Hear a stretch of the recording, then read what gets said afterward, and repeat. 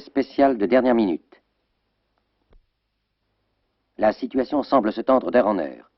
Tous les peuples du monde attendent impuissants ce qui, hélas, paraît inévitable. Monsieur le Premier ministre a déclaré à la télévision « Gardez votre calme. Toute panique doit être évitée.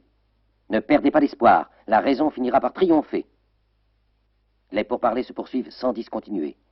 La rupture n'est donc pas consommée et ceci permet de croire encore à un compromis.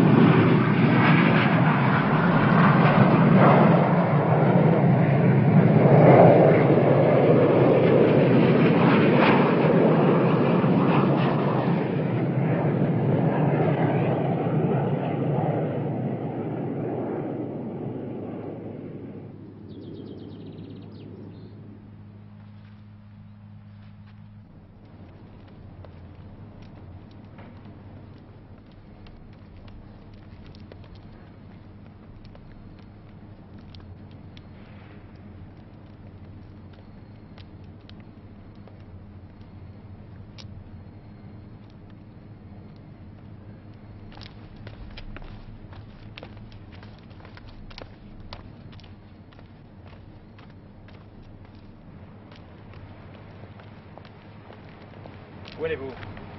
À Malaise, je rentre. Vous aussi? Et vous croyez que vous y serez plus en sécurité qu'ici?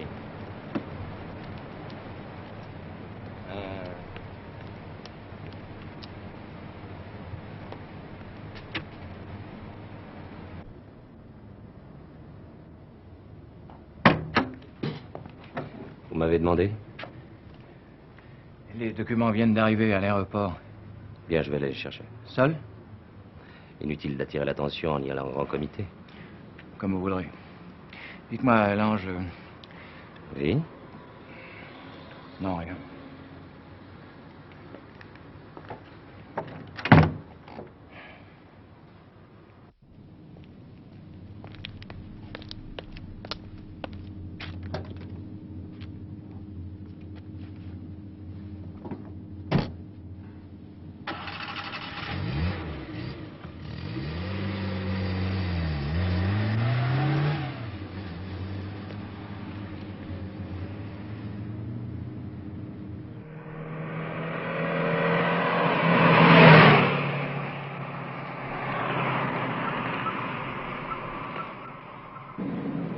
Économiser l'eau, car pour des raisons de sécurité, certaines canalisations ont été détruites par des équipes spécialisées.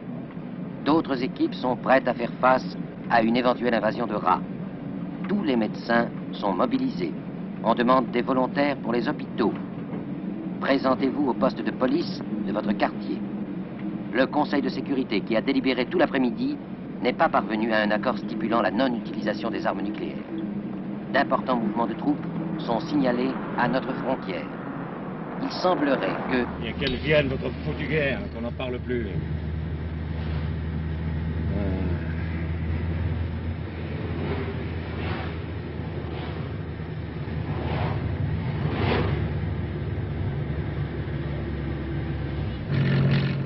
Qu'est-ce qui se passe?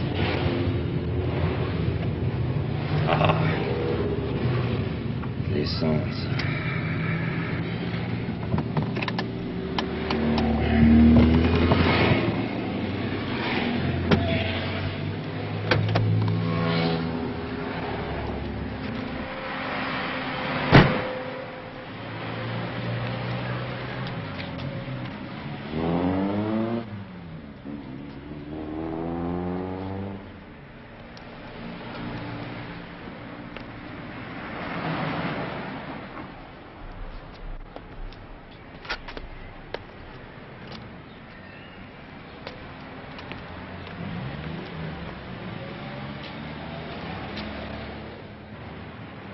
Bonjour. C'est très aimable à vous. J'ai une stupide panne d'essence. Ah, comme tout cela est malheureux. Pardon? Je disais comme tout cela est malheureux. Tout ça. Eh oui, tout ça.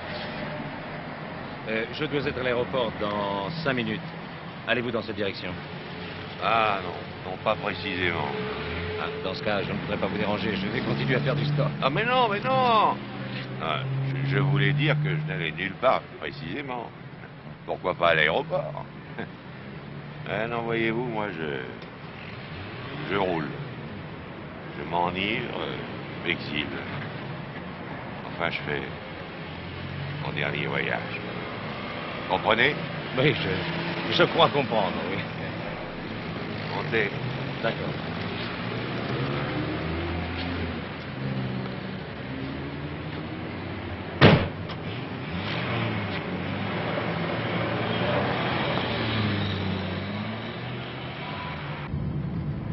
Alors, vous partez pour le bout du monde, comme ça, et sans bagage.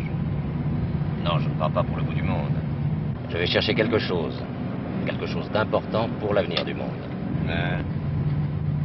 Dommage que vous ne partiez pas pour le bout du monde. Et même encore plus. Ça ne saurait tarder. Et voyez-vous, je suis ingénieur. J'ai de grosses responsabilités. Je suis attaché à cette planète et je sauterai avec elle. Eh, mais moi aussi, jeune homme, moi aussi. Eh, tenez, si vous voulez vous réchauffer le cœur. Merci. Mais bon Dieu, attention! On a tout le temps. Personnellement, je ne suis pas pressé. Vous avez peur de la mort, hein? C'est bien ce que je pensais.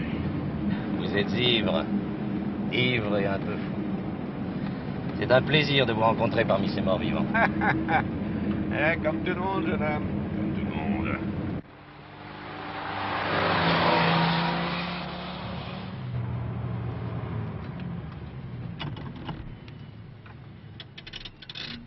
Et voilà.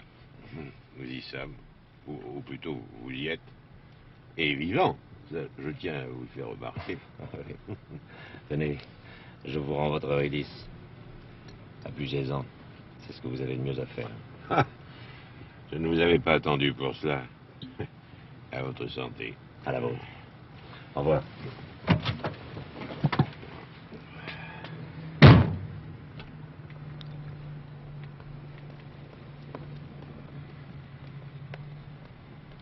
Attention, attention. Les avions en provenance de Bombay, Saigon, Tokyo et Sydney, dont l'arrivée était prévue pour cet après-midi, n'ont pas pu décoller en raison des récentes mesures de sécurité. On annonce en outre que tout trafic aérien via l'Inde, la Chine, l'URSS, le Japon, l'Afrique et tout le Moyen-Orient est momentanément suspendu.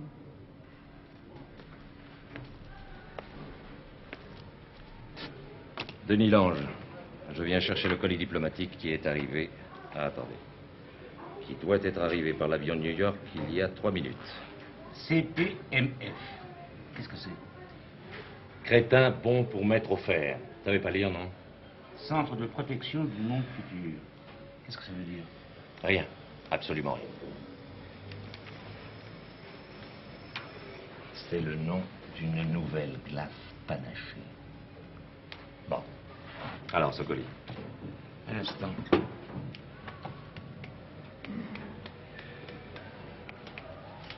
Il n'y a rien, monsieur. Comment il n'y a rien? Parce que l'avion de New York n'est pas arrivé et n'arrivera probablement pas.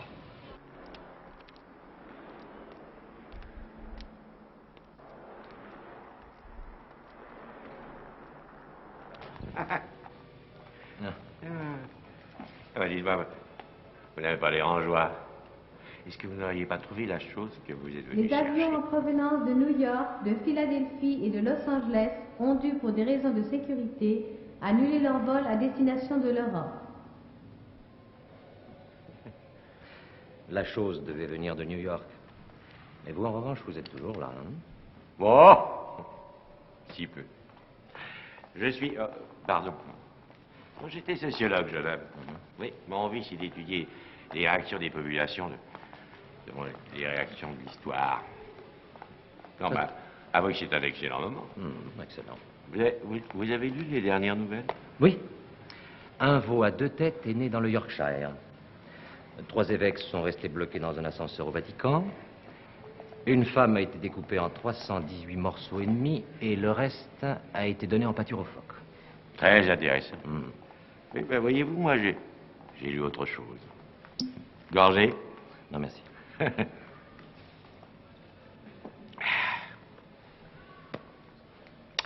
Soyez sincère. Qu'est-ce que la chose que vous êtes venu chercher? Les plans d'une armoire frigorifique à mouvement perpétuel, mais... Ouais. En somme, si j'ai bien compris, vous ne voulez rien dire. Donc c'est un secret d'État. Rien de bien important en ce moment. Exactement. Par descendez en ville. Oui, je vais prendre un taxi. Oh, pas question. Bon, je vous ramène. Oui, mais une condition, c'est que vous ne disiez rien pendant tout le trajet. Je suis trop nerveux pour écouter quoi que ce soit.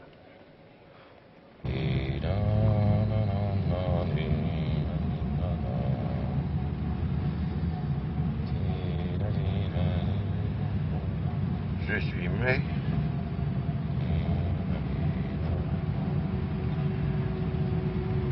Je suis muet comme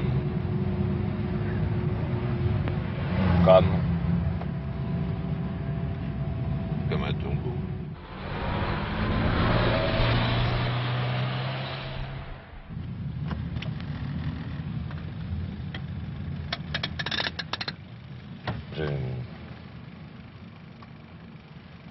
Je suis content d'avoir fait votre connaissance. Et nous n'avons même pas fait connaissance. C'est vrai. Je m'appelle Denis Lange. Moi, je m'appelais Nathanaël de Geoffroy. J'étais docteur en sociologie. Au revoir.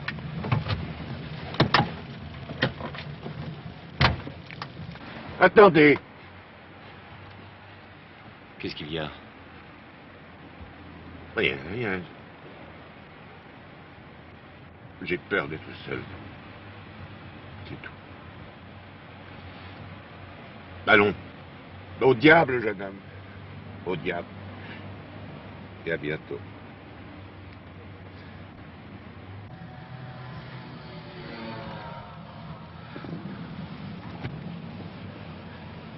Demandez Le Figaro. La guerre est-elle pour demain? Tous les renseignements sur le barrage dressé entre les grandes puissances. La guerre est-elle pour demain? Demandez Le Figaro. Les dernières nouvelles d'un monde en déroute. Demandez France Dimanche. Adèle va-t-elle se suicider par amour pour Philippe? Demandez le Morning Post. Les ruptures des relations diplomatiques entre les grandes puissances. Tous les détails. Donnez-moi. Demandez France Dimanche. Vous y croyez à votre littérature? Évidemment que j'y crois, puisque c'est écrit. Demandez Le Figaro. Bien sûr, si c'est écrit. Le Figaro. Et vous croyez à tout ce qui est écrit? Le monde est foutu.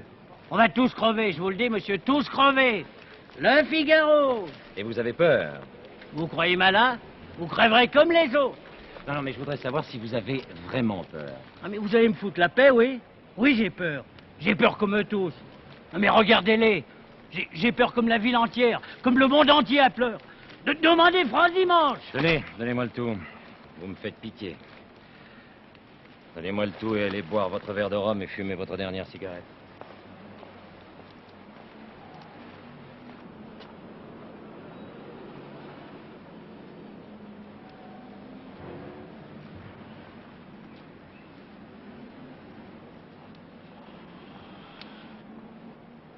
Mademoiselle,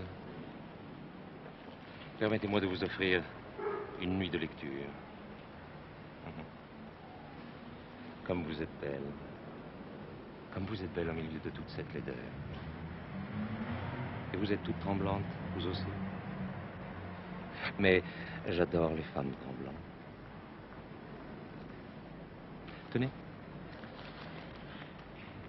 Au revoir. Peut-être. Peut-être.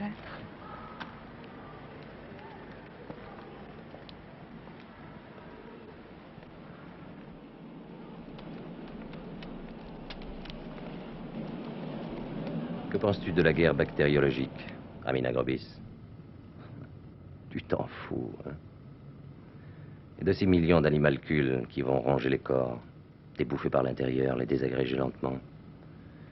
Les cadavres radioactifs qui joncheront les rues. Tu t'en fous complètement. Ah, tu me ressembles, bestiole. Tu me ressembles. Dis donc, t'as pas pissé partout au moins? Hein? Et ici. Oh là là.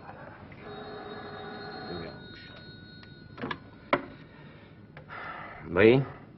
Ah non. Non, Denis n'est pas là. Et puisque je vous dis qu'il n'est pas là. Ah oui, oui, qui répond? Le chat.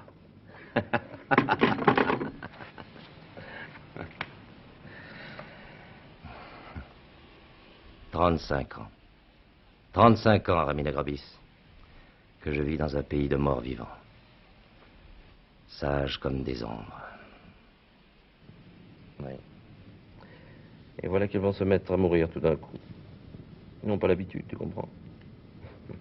Les pauvres. Bien. Une confidence. Et ça me fait presque plaisir. Tu comprends ce que je veux dire? Denis Lange, le champion des constructeurs d'abris anti-atomiques. Ah, s'il savait. Un petit verre? Non? Ah ben moi j'en veux bien. Allez hop! Ah, et pourtant j'ai peur. Voilà bien longtemps que je n'ai plus éprouvé ce sentiment.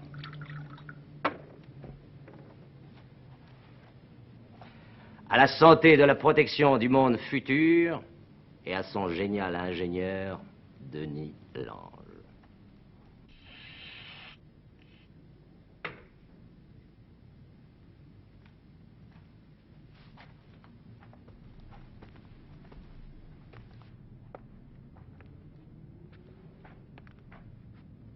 Guerre. Nom masculin, féminin, singulier, pluriel. Pouvant se conjuguer à tous les temps. Voix des armes employées d'État à État, de prince à prince, de mère à fils et de fille à père, en vue de vider indifférent, souvent imaginaire.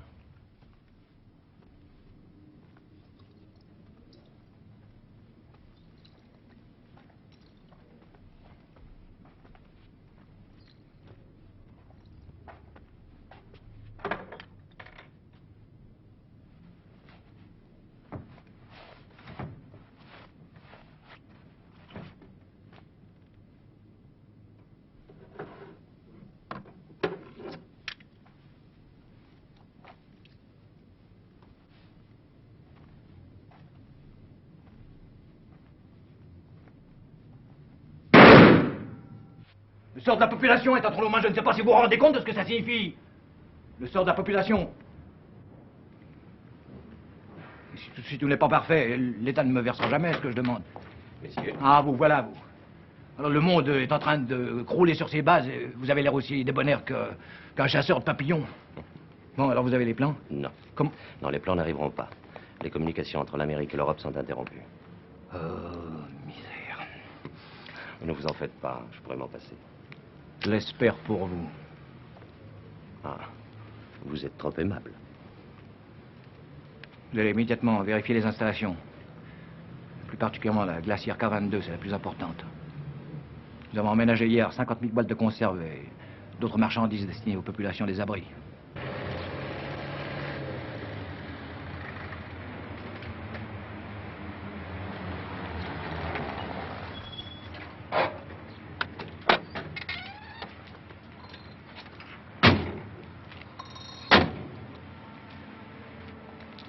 Comme les scellés ont été posés sur les chambres E, F, G, H et J, Holmer s'occupe maintenant des derniers préparatifs pour la K22. Bon. Maintenant, il ne nous reste plus qu'à attendre une seule chose. C'est-à-dire? La bombe, voyons. Ou plutôt les bombes, puisqu'il y en aura plusieurs. Enfin, tu connais les nouvelles de dernière heure. Nous avons construit des abris pratiquement invulnérables sur la presque totalité du continent. Invulnérables à l'atomisation de l'hémisphère. Mais enfin, où veux-tu en venir? Tu sais parfaitement que pas un cinquième de la population ne pourra en profiter. La première offensive aura lieu sous la forme que nous connaissons. Mais la seconde, celle qu'ils nomment de nettoyage, sera beaucoup plus amusante.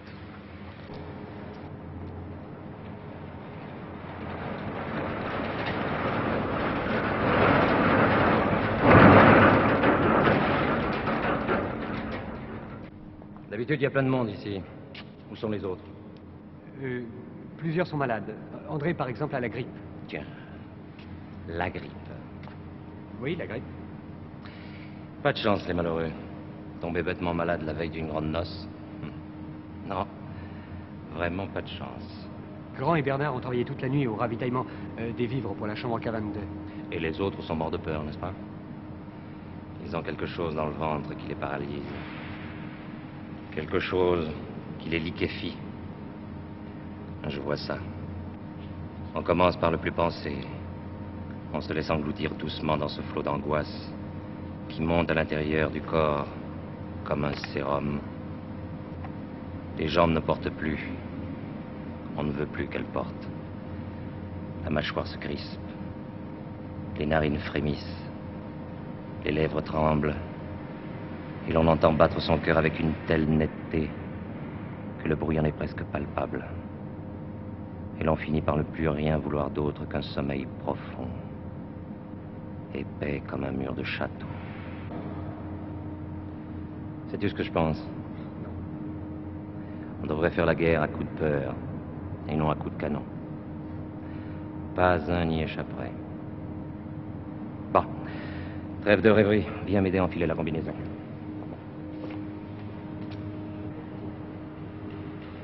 C'est ouvert, monsieur, vous pouvez descendre. À combien la température dans la chambre K22? 80 degrés centigrades, monsieur. Elle baisse jusqu'à 200. Le téléphone intérieur fonctionne? Oui, monsieur. Bien, je vous appellerai depuis en bas. Bien, dépêchons-nous. J'ai mieux à faire. D'accord.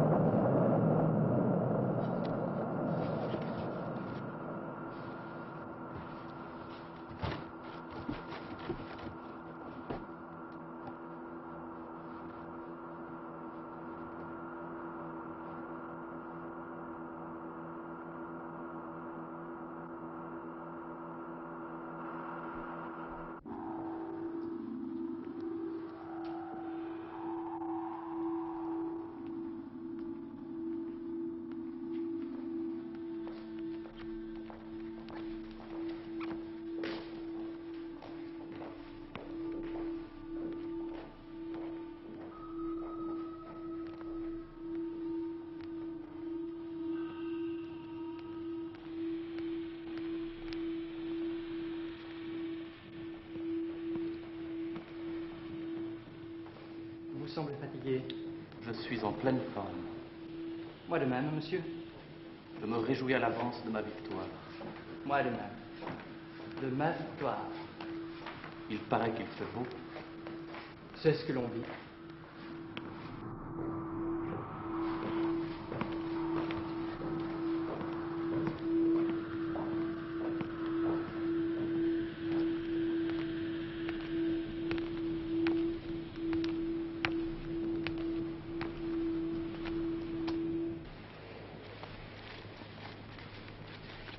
Mais c'est Cassius? Bonjour, Cassius. Restez donc un peu avec nous. Je suis pressé. Hop. S'il vous plaît. Mes hommages.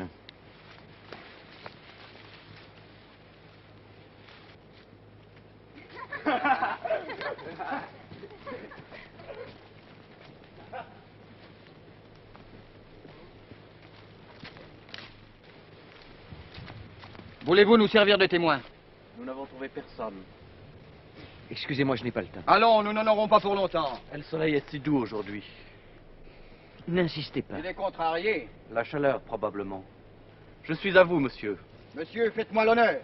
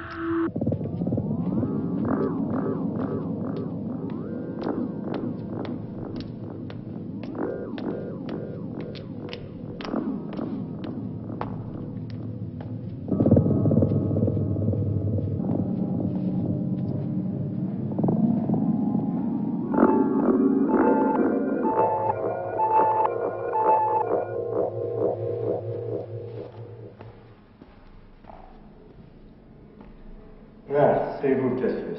Oui, monsieur. Venez, je vous prie.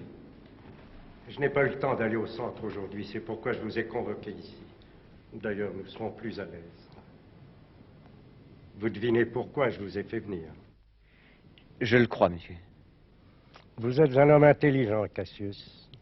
Très intelligent. Plus intelligent que le plus instruit de nos androïdes. Mais plus fragile, peut-être. Je me demande parfois pourquoi vous faites ce travail, alors que vous pourriez faire comme tout le monde, avoir une agréable vie de vacances. C'est vrai, c'est presque immoral de travailler comme vous le faites. Enfin, soyons sérieux. Nous avons réussi à le maintenir en vie. Oh, c'est extraordinaire. Un bon point pour nos androïdes médecins. Je vois que cette nouvelle vous fait plaisir.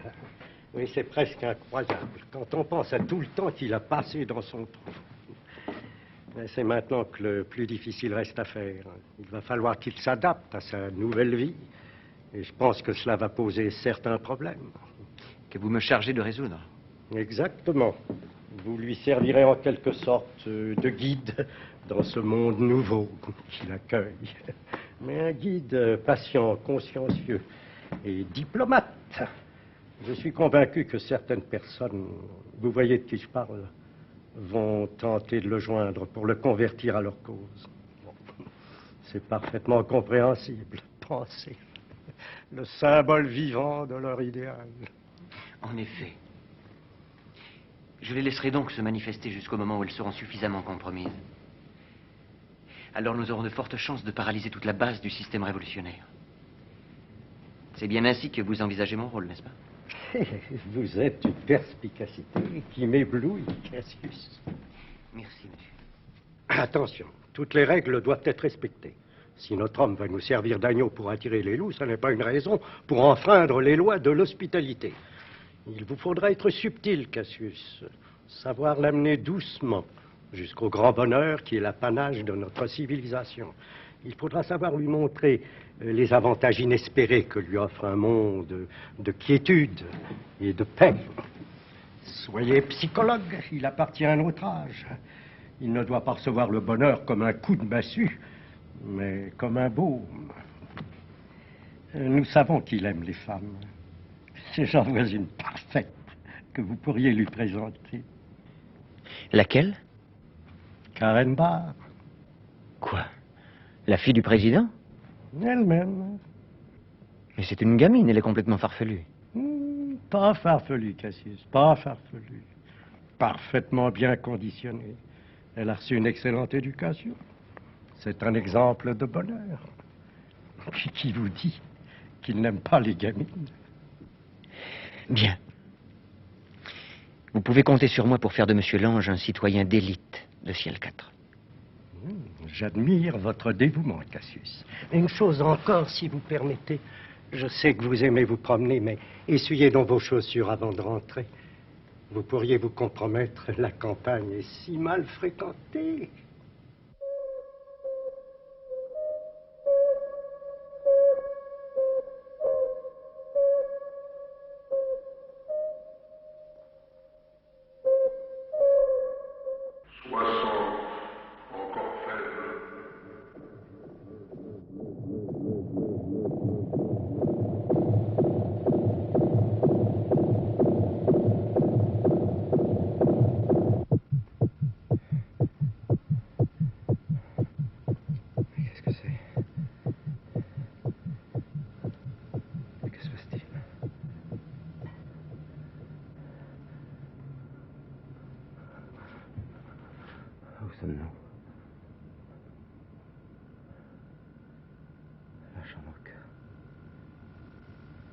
Comment m'avez-vous sorti de la chambre K?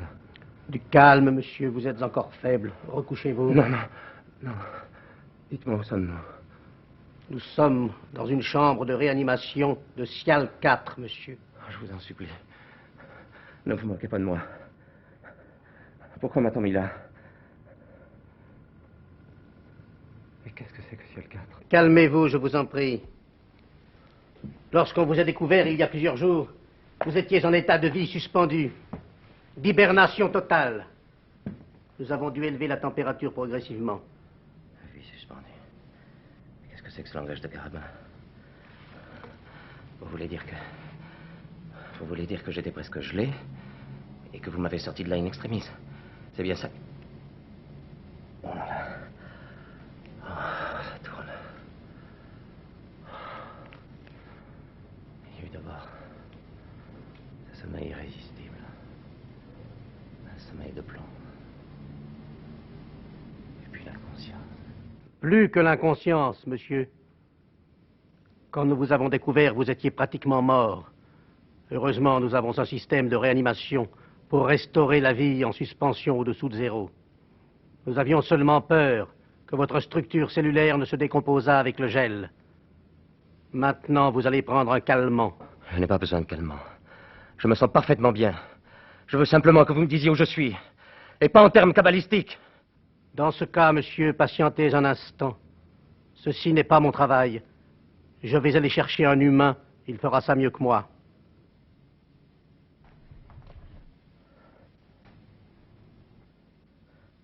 Ça vous amuse de vous payer la tête des malades?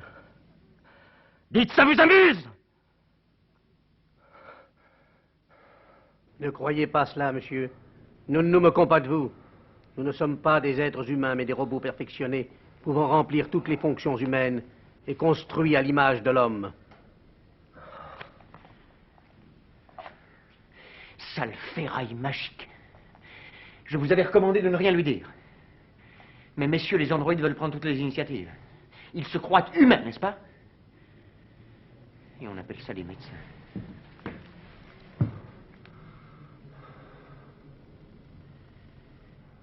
Faible comme il est, il aurait pu y rester.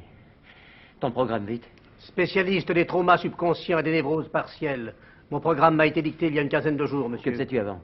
Mon ancien programme était une affectation au réglage des ordinateurs de la section A. Tu aurais mieux fait d'y rester. Permettez-moi de vous faire remarquer, monsieur, que ce n'est pas nous qui disposons de nos programmes, mais que les androïdes supérieurs auxquels j'appartiens dépendent directement de monsieur Machiavel. Je sais. Ce cher Machiavel. Fabricant de médecins sans conscience. Mon programme, monsieur, comporte la conscience professionnelle. On ne dirait pas. Vous lui donnerez du MH3. Toi, va préparer sa chambre. Mon programme, monsieur, ne comprend pas la domesticité. Je suis médecin. Mais je me permets de vous signaler que la chambre de monsieur Lange a été préparée selon vos ordres. C'est bon.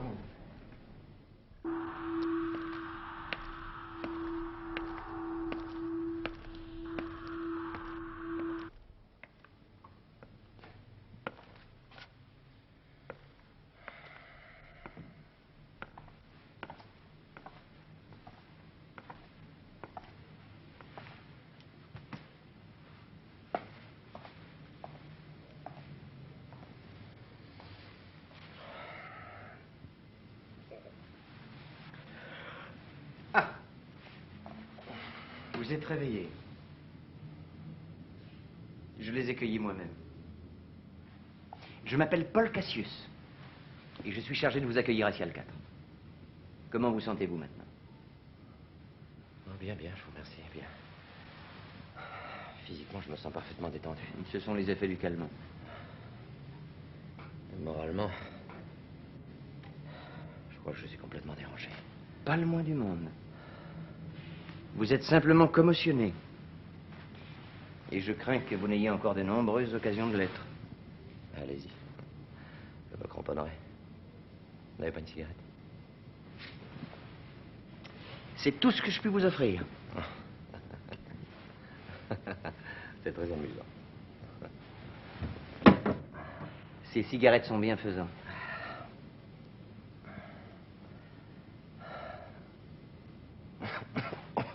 Tenez. Vous vous y habituerez. Oh non, jamais. Mais il est temps que je vous donne quelques explications. Dites-moi au moins où je suis et depuis quand j'y suis. Vous êtes pensionnaire du sanatorium de Ciel 4. Plus exactement dans le service des hibernations. Vous êtes ici depuis 3 semaines. Vous n'allez pas me dire que je suis resté inconscient pendant 3 semaines? Non. Non, pas exactement.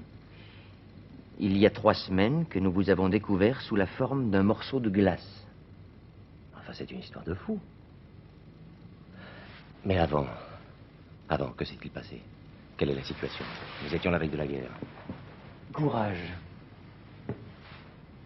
Ça va vous porter un coup. Une petite question. En quelle année sommes-nous? Mais en 1970, pourquoi? Monsieur Lange, vous avez fait un saut dans le temps.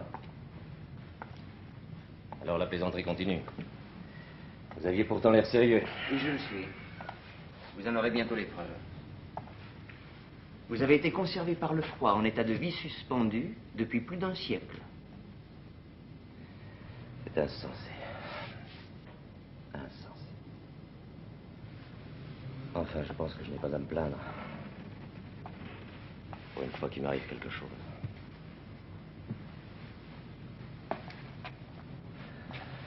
Un cognac. Pardon? Je vous demande un cognac. Navré encore une fois, mais je ne vous comprends pas. Ouais. Des cigarettes bienfaisantes. Pas de cognac. Ah, vraiment, je me demande si j'ai envie de vivre à votre époque. Mais vous n'avez pas le choix. Maintenant, je vais vous expliquer ce qui vous est arrivé. C'est en 1970, précisément, qu'eut lieu ce que nos historiens appellent le grand nettoyage par le vide. Ils ont le sens de l'humour. Cela dura 9 jours. Puis le silence redescendit. Un silence de mort. Ce qu'il y a de sûr, monsieur Lange, c'est que la guerre n'existe plus. Elle a passé de mode. Tiens, je ne crois pas qu'elle s'occupe beaucoup de la mode. Et comment m'avez-vous découvert? Un groupe d'androïdes travaillait en surface à la construction d'un réservoir d'eau destiné à approvisionner Ciel 4. C'est en creusant qu'ils vous ont découvert. Je suppose que je dois remercier la Providence de m'avoir maintenu en vie. Vous devez surtout la remercier de vous avoir fait passer d'un univers chaotique à un monde de paix et d'équilibre. Oui, monsieur l'ange. L'homme a atteint sa véritable place, qui est dans le bonheur et la sérénité. La sérénité. Ah là là. Je ne connais rien de plus ennuyeux. Au fait, Sial, qu'est-ce que c'est? Sial est le nom que nous avons donné à nos cités. Il y en a 6 en tout sur le globe. Mais elles sont complètement indépendantes les unes des autres et n'ont aucun rapport entre elles. Oui, nous avons constaté il y a longtemps que c'était les contacts entre États de différents régimes qui créaient les guerres.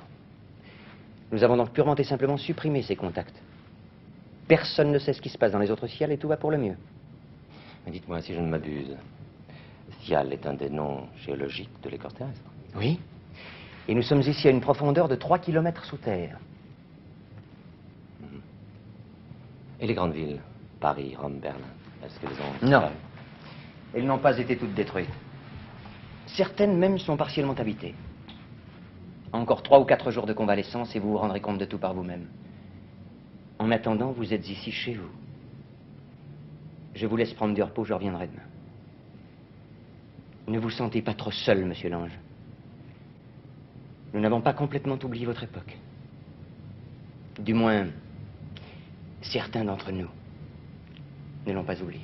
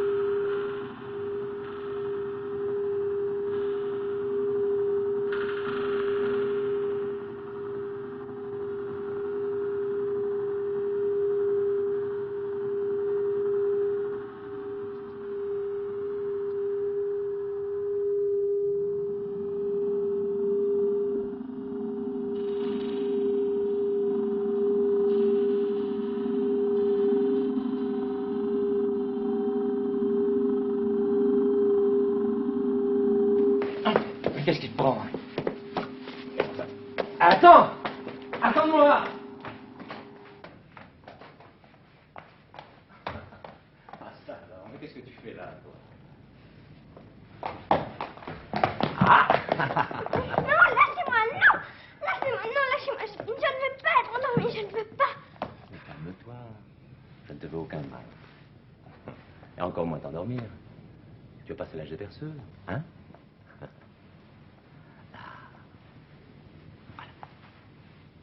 Mais je ne te laisserai pas sortir tant que tu ne m'auras pas dit gentiment ce que tu fais là. Je ne veux pas être endormie. Mais enfin, qui est-ce qui veut t'endormir? Ils ont dit qu'ils voulaient m'endormir parce que papa n'a pas obéi à la loi, qu'il s'est sauvé avec les révolutionnaires. Des révolutionnaires?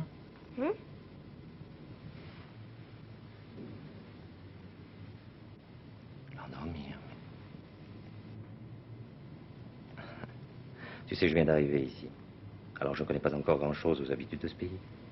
Il faut que tu m'expliques. Vous venez d'où? On ne peut pas venir d'ailleurs, c'est pas possible. Bien, mais je viens d'un autre endroit. Voilà. Mais tu sais, il t'a raconté des blagues, hein. On peut très bien venir d'ailleurs. Moi, je viens d'ailleurs. Alors vous êtes un révolutionnaire, comme papa? Voilà. Mais je suis un révolutionnaire d'ailleurs. C'est pour ça que je ne connais pas encore ton papa. Qu'est-ce qu'il fait? Mon papa était professeur de philosophie. Un jour, ils l'ont renvoyé en disant qu'un androïde pouvait très bien le remplacer. Et puis, ils ont dit que la philosophie, c'était très mauvais. Alors, ils ont un androïde professeur de philosophie. Dis-moi, quel est ton nom? Denise. Et Denise comment? Denise de Geoffroy. Geoffroy? Tu t'appelles Denise de Geoffroy?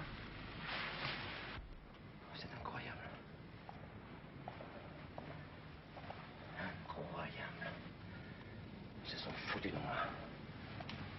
Ou alors c'est moi qui suis complètement schizophrène.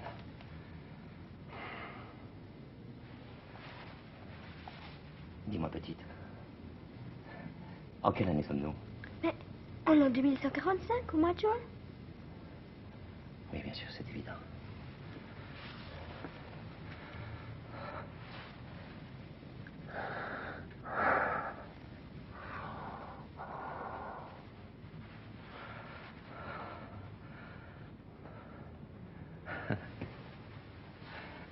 Suis-je bête, hein? Bon, alors attends. Alors nous sommes en 2145 et ton père est professeur de sociologie, c'est bien ça, n'est-ce pas? Mais non, je viens de vous le dire. De philosophie, il n'y a plus depuis Oui, que... oui, d'accord. Est-ce qu'il ne s'appellerait pas Nathanaël, par hasard, ton papa? Mais comment vous le savez puisque vous ne le connaissez pas?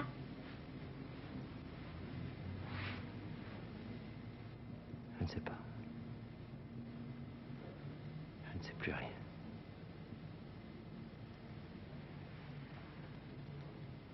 Parle-moi des révolutionnaires. Qui sont-ils? Qu'est-ce qu'ils font? Je ne sais pas grand-chose. Quand on a dit à papa qu'il n'était plus professeur, il est devenu fou de rage. Après, il m'a dit quelque chose. Il disait que c'était très important. Il fallait que je le sache. Et tu te souviens? Tout change autour de nous. Et le bonheur est un état permanent qui n'est pas fait ici-bas pour les hommes. Il faudra bien qu'ils s'en rendent compte un jour. Jean-Jacques Rousseau. Non, c'est rien. Continue. Il est resté encore quelque temps avec moi, puis il a disparu. On le recherchait parce qu'il avait détruit un androïde. Depuis, je ne l'ai plus jamais revu. On m'a dit qu'il était dans les bois, à la campagne, avec des amis, des gens comme lui qui détruisaient les androïdes. Un matin, je me suis réveillée, il y avait 3 androïdes dans ma chambre. J'ai dû partir avec eux. C'était un ordre de M. Machiavel. Vite, viens te cacher.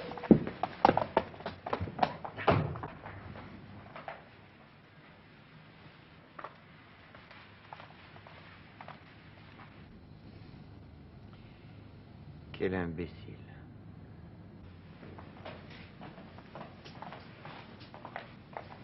Nous sommes désolés de cette intrusion, monsieur.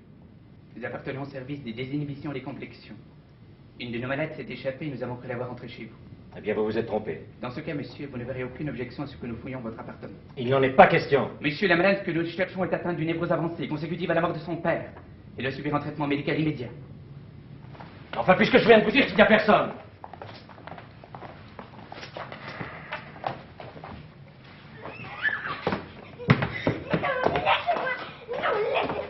Si je puis me permettre, monsieur, la prochaine fois qu'une chose pareille se reproduirait, vous auriez intérêt à ne rien nous cacher. Nous serions obligés de faire un rapport à M. Machiavel. De plus, vous êtes encore faible. Je vous conseille vivement de vous coucher.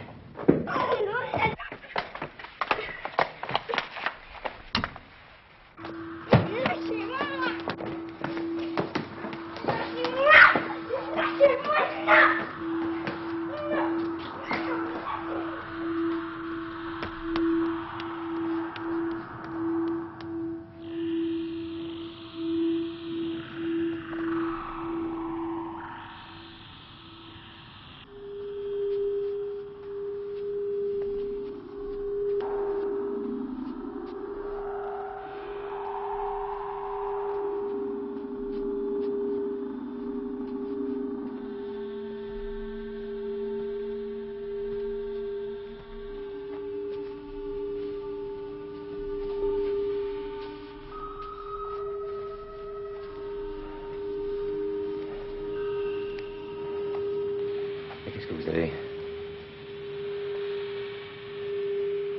Écoutez-moi, Qu'est-ce que vous faites?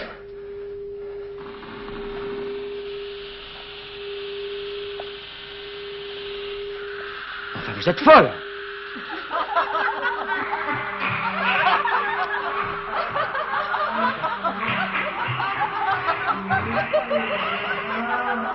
Mais c'est cette comédie! Arrêtez!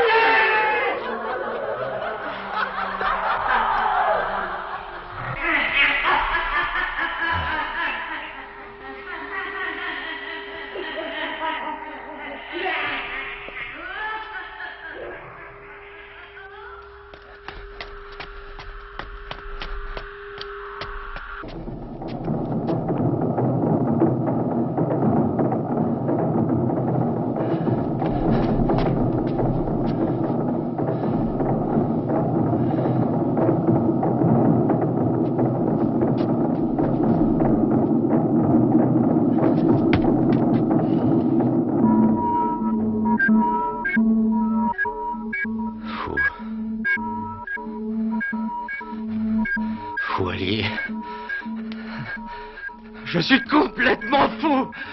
Fou.